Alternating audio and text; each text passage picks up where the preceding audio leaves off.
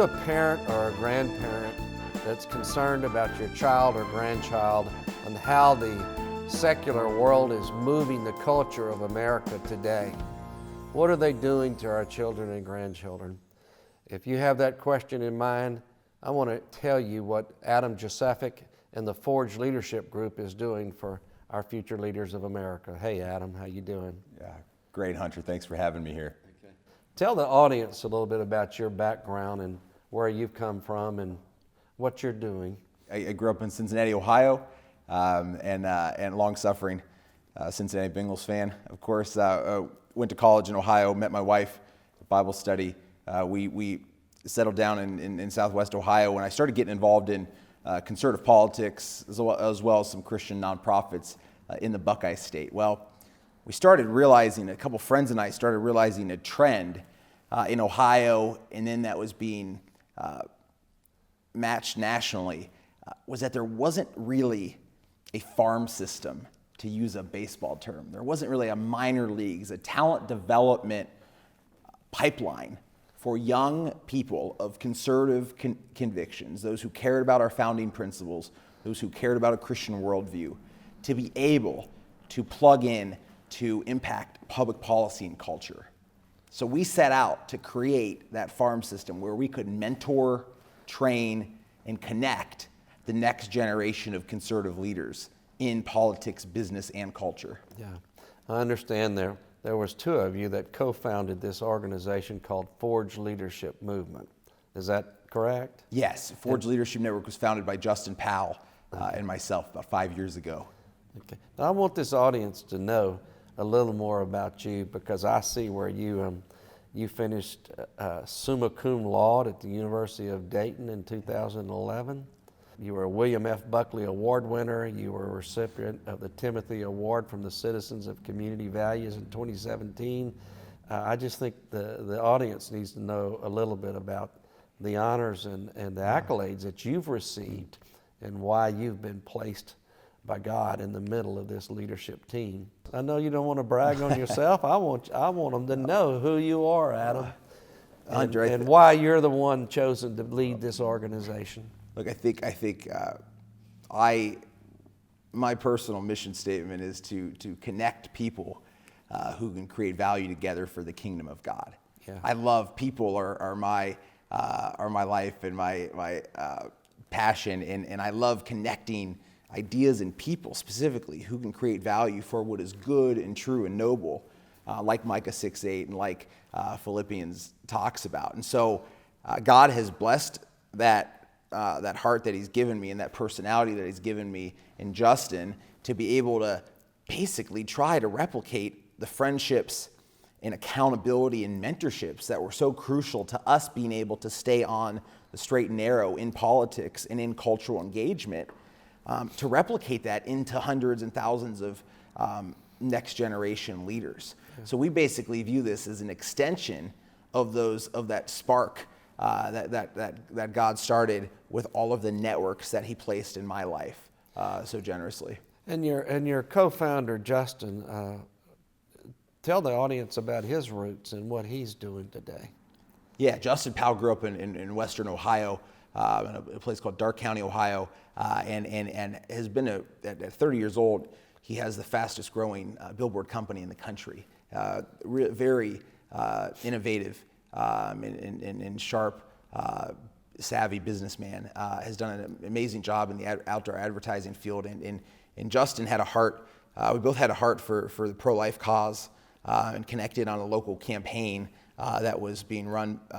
The candidate was a mentor of ours from my time in college with the Navigators Ministry, had actually been Justin's youth minister when Justin was a little kid, and connected us. And we basically said, you know what? We want to impact the public square, the realm of ideas, government, politics, these things. But we've seen there are a lot of people in this for the wrong reasons and that are hungry for power and the lust of power and all these things. So we need somebody who we have whose trust we can share, who actually cares more about us and our motives and my marriage and all these things than any success we might achieve in business or politics or any of that. And so that was really what sparked Forge Leadership Network. Now, I was fortunate to get to go to Washington, D.C. a couple of weeks ago and see part of the Forge Leadership Program and speak to the young people. But I also saw a young lady who I think is a sibling of Justin was the youngest elected state rep in Ohio. Who was that? That's right. One of Forge Leadership Network's most illustrious graduates is a young lady by the name of Jenna Powell. Jenna is the youngest state representative in the Buckeye State, one of the youngest in the nation. Is really doing a fantastic job. She's a businesswoman by trade and has been doing a tremendous job in the state capitol advocating for life and free enterprise and limited government and doing an excellent job. I want to, in a minute, I want you to address the program. Now, this is what y'all's 5th year to have Forge Leadership in place. Yes, sir. And I know you take these young people through stages, but tell the audience just without naming names, the diversity of your program and where do these young men and women come from and what schools they belong to and what issues are in their life that's led them to, and I call it a GAP program. Really, your program is for young men and women between 18 and 25. Is that correct? Yes. So tell us about them. Yes. And who they are, where they're coming from, and what you've done in 5 years' time. Well, in Forge Leadership Network, our vision is to raise up that next generation of conservative leaders in the public square. And so we do this by mentoring and training and then connecting these 18 to 25-year-olds so that they can lead in the vocations that they're called to that are going to impact policy and culture. Now, these young people come to us from across the Midwest and across the nation. We've had students from 29 different states now in 5 years. They come to us from all over the country, and they're pursuing different vocations, but they're all passionate about applying our founding principles and our Judeo-Christian worldview to the cultural issues of the day. So this is mainly undergraduate college students. So they're at their colleges or have already graduated and are starting in the workforce. And when they come to Forge, the main event that they're coming to is the Forge Leadership Summit. The way that a young person could get involved with Forge would be applying right now for the Forge Leadership Summit. The Forge Leadership Summit is 5 days of an intensive leadership experience. It's timeless principles with renowned speakers. It's practical skills like messaging and interviewing and networking and public speaking, as well as in a legislative experience at a state house, at a state capitol. And then out of those 5 days, we choose the best and brightest to be with us for a year. And they're back at school or back at their job full time, but they're connected with each other, debating current events, having special monthly conference calls with leaders in different vocations, as well as then they get together twice that year, once in DC for next level training and networking. You spoke to our students this year, a couple weeks ago in DC, as well as then 6 months after that, after they've gained this state level knowledge, national, domestic knowledge in DC, then they go 6 months later through a partner organization, Passages, to Israel. And they spend 10 days getting to better know the roots of their biblical faith, but also come face to face with the geopolitics of the Middle East and understanding the U.S. and Israel relationship, the U.S.'s role in the region, an incredible crash course in international affairs. The whole crown jewel of that, though, is that in that process, in that year, they've been paired, handpicked, matched with a mentor who is doing what they want to be doing in 20 years, who has the character, integrity, and the success in their field to mentor them very well. And you mentioned this earlier. During this process, they're picking mentors out, and then they're having monthly conversations or group. Tell how that works. Yes, their one-on-one mentor, their personal mentor, has at least one conversation a month with them for 6 months. Sometimes that's in person. Sometimes because of the vocational calling, we might find a great fit that's across the country, and they'll use FaceTime or phone call or something like that. But they're getting together, so to speak, once a month. At least they're inviting them to one type of shadowing experience, as well as then they're giving them resources like books to read that they think have been really pivotal on their path forward. You told me a story about a student who selected somebody in the area of agriculture, and tell the audience Who ended up being the mentor for this young lady that wanted to reach out in that area of science and was interested in it? Well, that's right. We had a young lady who was finishing up her MPA at Ohio's Master's in Public Affairs from Ohio State University. So she was a Midwesterner, grew up in a rural community, and cared a lot about the intersection of agriculture and public policy. Yeah. And wanted a mentor, a Christian woman in agricultural policy expertise. I thought, this is really going to stretch my networks. Yeah. And we made a few calls, and thanks to the Forge network and all the people who care about paying it forward, who care about mentorship, and what, as Christians we call discipleship, I got a call from the state of Kansas, from the Secretary of Agriculture for the entire state of Kansas, and a cabinet member by the name of Jackie McClaskey under the Sam Brownback administration. Conservative hero.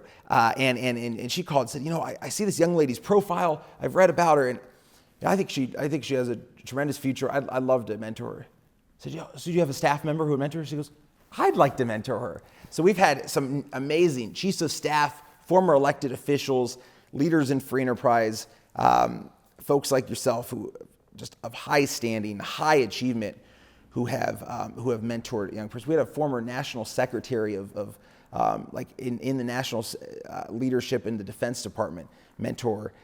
It's been incredible. I wasn't able to attend the full week of leadership in Washington 2 weeks ago, but in my short time, I saw Senator Josh Hawley speaking to the young men and women who is kind of a rising star out of the state of Missouri, who was a attorney general for 2 years, and then he got elected to the U.S. Senate, beating a presiding senator. Yeah. And I know he's a man of conservative values, but he's also very young. He's 40 years old, so he speaks the language of these young people, and he is also the one taking on Google and others who he wants to restrict and protect our constitutional rights to our property, to where people can't be GPSing us everywhere we walk around this earth without our consent. And so I'm curious on your take on the Senator Hawley. I listened to part of it. I was impressed by him. I know, I think you're personal friends with his chief of staff or somebody on his staff. So tell me about that interaction between the senator and the Forge Leadership Group. Yeah, the students in our network, again, we've had so many generous servant leaders, because that's what we're... And I'm using him only as an example, because I know Congressman Meadows, I know that Paul Teller, the senior legislative assistant to the president, and many others spoke to these people, but I did hear Senator Hawley. So, and Senator Hawley is one of these servant leaders who cares about investing in the next generation, and raising up a generation known for their statesmanship, their innovation, their dedication to the truth and values that we hold dear. And so Senator Hawley, along with, like you said, Congressman Meadows, Congressman Jim Jordan, so many conservative heroes in our legislature nationally, got together with the students 2 weeks ago in DC, gave them an incredible amount of time and wisdom from their life. And I think Senator Josh Hawley is somebody to really keep an eye on. Yeah. I think he's got a very interesting vision of making sure that we don't view success as a country just in GDP, but in the strength of our families, strength of our community ties, and all that. And in addition to, obviously, the market principles that have allowed our economies to flourish. But I think that's an interesting thing. These young conservatives are really trying to figure out what is conservatism, what is liberty for, and why do we advocate for what is good and true, and how does that actually reflect in people's lives? And because I dipped my toe in politics years ago, and you're involved in politics, I'm cautious to use that term, but that is a political term that they like to use, and that's a rising star in politics.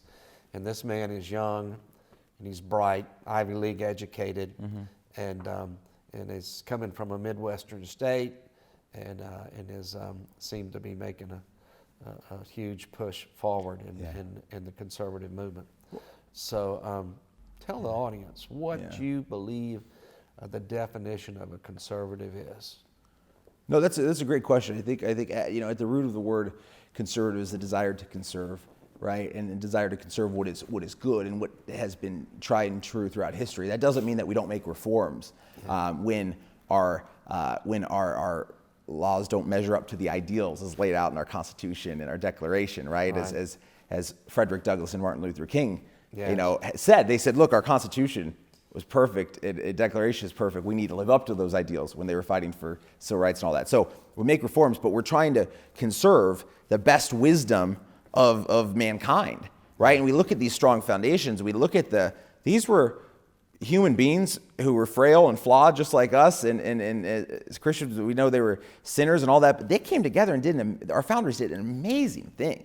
God, providence was all over that, and what they've come up with in these documents that our country is founded on are incredibly accurate as it relates to human nature, as it relates to setting up a government that would work, as Adams or Madison said, despite the human beings involved, that would check ambition with ambition, and that would check balances. And so as conservatives, I think we recognize that you don't just throw out years of best practices, is what we'd call it in business, without proof, right? And so I think, many progressives or liberals in the United States want to do all this social engineering and totally transform America, right? And conservatives say, hold on a second, we want the proof, right? As you're an attorney, and the judge needs the burden of proof, right? And so I think conservatives are known for strong families, for the right to life for all of our most vulnerable citizens, the unborn, for trying to empower those families, men and women who will raise those children, for limited government, that the government that governs best is that which is limited and local as much as it can be, that local government knows better, a community knows better what to do than a bureaucrat thousands of miles away in most cases. All of these things, strong defense, strong markets, strong families. I think this is the conservatism that has to continue to represent the best of who we are as Americans. You're right. That's a great definition, a great explanation, and of course you know that I was inspired by this scripture of Micah 6:8 about the prophet telling the Hebrews who were caught up in idolatry, greed, immorality, everything in the world. But he says, our God is just, and so there'll be consequences for these poor choices. But at the same time, he's merciful. He's merciful. He always encouraged them. His contemporary Isaiah did the same thing. They were just at the same time frame at different locations. They called Micah the country prophet, and they called Isaiah the city prophet. But so we're seeing that today. We're seeing just that. But he said, do justice, love mercy, and walk with humility to your God. And I see your program as one of a firm educational, but a training of these young men and women how to do just this, but do it with humility. We do it based upon what we know to be truths. We do it because we're committed. We know that the world doesn't arise around feelings, and this progressive liberal movement has used the so-called feelings of people to be the motivating factor. And we know that we don't choose the color of our skin, and that Dr. King was pretty accurate in trying to move that the content of one's character. That's correct. And but we do make choices and behavior that we're accountable for. And that's where they're trying to move the pendulum away to say we have to do things. And I say I'm talking about the progressives and the liberals, that we have to adjust our laws and adjust our culture and adjust our society because of our feelings. So we know love is a commitment. So I suspect you discipline your little girl when she's and that might be just pulling her back from touching touching a fire that's going to burn her. So we discipline the ones we love. And so far, this progressive secular movement, they want to convolute and distort that word. I don't know how you feel about it. I just kind of gave you a statement about how I feel about it. Oh, that's right. But love is we know love love biblically, that the word love gets thrown around a lot to justify a lot of things, but love has someone's best in mind. Love wants what's best for someone, not what might make them happy in that moment. Happiness is a goal, but true joy is found in living out the way that we were designed as our creator, right? If I have a car designed one way, if I try to operate it in a way it's not designed, I'm going to have all kinds of fits and starts and struggles because it's not designed for that. But if I'm operating it the way it's designed, this is going to be good. So that might be a silly analogy, but if it doesn't desire someone's ultimate good and eternal good, I read this the other day. If love does not desire someone's eternal good, it's not love. Yeah. And so as we talk about that, but servant leadership, we talked about humility. Jesus Christ came in the fullness of grace and truth, the Bible says, and we need not decouple those, right? So we hope that the young people that come through Forge have a posture of humility and servant leadership, because if God became man and said, I came not to be served, but to serve, who are we not to follow in that? And if our ultimate goal is truth, not just political victories, then we'll keep our compass, we'll keep that humility if we know our relationship with him, and hopefully we'll be able to maintain that witness throughout, that no one might speak down of us because of our character or something, that even in our disagreements in the public square, in the courtrooms, in the halls of Congress and the legislators, that we would honor our opponents as image bearers of God. I think that's incredibly important, and sometimes I feel like that's slipping a little bit in our modern Twitter keyboard warrior culture. Right. You know that we're sitting here in the first courtroom that was built in this city, this federal courtroom, at a historical location, and that for a century, this was the prevalent courthouse in this area of the country, and this presentation today and this discussion that we're having today is really about standing with justice. Mm-hmm. And as you pointed out, Jesus spent a third of his ministry on earth talking about the injustices. Mm-hmm. And so going back to Micah, I mean, he was particularly emphasizing not only that they have to do justly, love mercy, and walk humbly with their God, but that involved taking care of the poor, standing up for those that are oppressed, and those that are taken advantage of.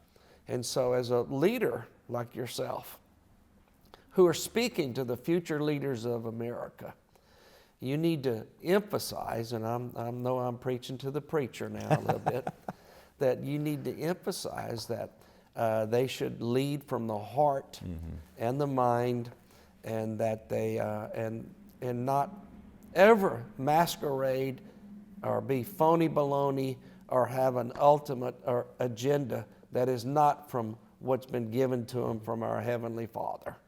And so I know you're doing that, and that's why I invited you to this program today, and I think you've been a great inspiration to this audience. We hope that many more young people will continue to thrive in this program. We'll be able to serve them, and like you said, caring for people, that's what it's all about. We've got young people who are going into politics and law and business, others who are nurses and community leaders and pastors and whatever, who care about, Jeremiah, God tells the Israelites, seek the good of the city in which I've placed you. Yeah. And that's what it's all about, love of neighbor. If somebody wants to go apply for the Forge Leadership Program, tell the audience how they would do that, how they would get in touch with you or Justin or the organization. If they know of, or if they are an 18 to 25-year-old, they should apply right now, actually. It's a great time. They can apply right now for the Forge Leadership Summit. This is a 5-day leadership experience, the timeless principles, practical skills, and legislative process. And it's their road to all of those mentorships, to all of that one-on-one pouring into their lives, the DC and Israel experiences, and more. And the way that they can do that is by going on our website, forgeleadership.org, and to click apply. They can learn about the Forge Leadership Summit. If they're a young Christian, young conservative, and they care about policy and culture, no matter what career that's going to take them into, this program is for them and will change their lives. And as I understand it, this is not a denominational thing. This is for Judeo-Christian principles for conservatives and believers. Am I correct? That's right. We're motivated by our Christian faith. The students don't have to sign any religious statement. So we'll get students from a variety of different denominations, different paths, and they all care about these ideas and principles, and they're all trying to pursue truth in community. Okay. And the 2 opportunities means that y'all are going to do 2 tracks this year. Is that correct? We have 2 Forge Leadership Summits, yes, and then they will actually merge into one Mentorship Academy. And they can learn about the Mentorship Academy at forgeleadership.org. If they click on the About Us, they'll learn about the Leadership Summit, which is how they'd start with us, and then the Mentorship Academy that we'll choose from. All right. Well, thank you so much. Thank you, Hunter. God Thanks bless. for this opportunity. Bye-bye. Well, Adam, I know that most of the progressive and liberal movement today comes from the colleges and universities around America, professors that have implanted progressiveness and secularism and liberalism into the minds of young people. I know that this country for 150 years stood on those Judeo-Christian principles that it was founded on, but then we saw, and you can correct me if you want, we saw a degradation begin in these universities. First, when we took prayer out of schools, then in 1973, Roe versus Wade, where we started allowing the abortions to be legal under any circumstances. And, and since 1973, there's been 67 million babies killed. Mm-hmm. We also know that there's been a movement in recent years to promote an attack on the creationism of God, that He created man and woman to multiply. So we see an agenda that attacks that. We see an agenda that attacks the lives of unborn children that we need to protect. We see an agenda of meism, as I call it. It's all about me, it's all about I, it's about this. Tell me what y'all are doing. I think you said as a Delta Force or a special force group to change all of that and to get this country back on track and training up these leaders. Yeah. Well, do you agree with my That's analogy? right. No, that's right. Our mission is very specifically to mentor, train, and then launch young conservatives who are going to impact policy, business, and culture. But we're not under any auspices that we can save every college student in America and change their mind after decades of being taught to romanticize Marxism and worship the god of the sexual revolution and social engineering and all this stuff. We're not going to save them all, but what we can do throughout history, throughout biblical history, throughout American history, you see how a small group of committed people, who use their godly gifts in community with each other can make an incredible difference. So we believe that if we can, like you said, provide kind of the Delta Force of the young conservative movement who are known and vetted for their trustworthiness, for their competency, for their character, for their skill, then in decades to go, that's gonna pay huge dividends, right? We might not be able to convert everybody to right thinking, but we can really equip the young people out there who are yearning for truth and to see America live out its founding principles in this 21st century climate or context. And I know there's many other groups that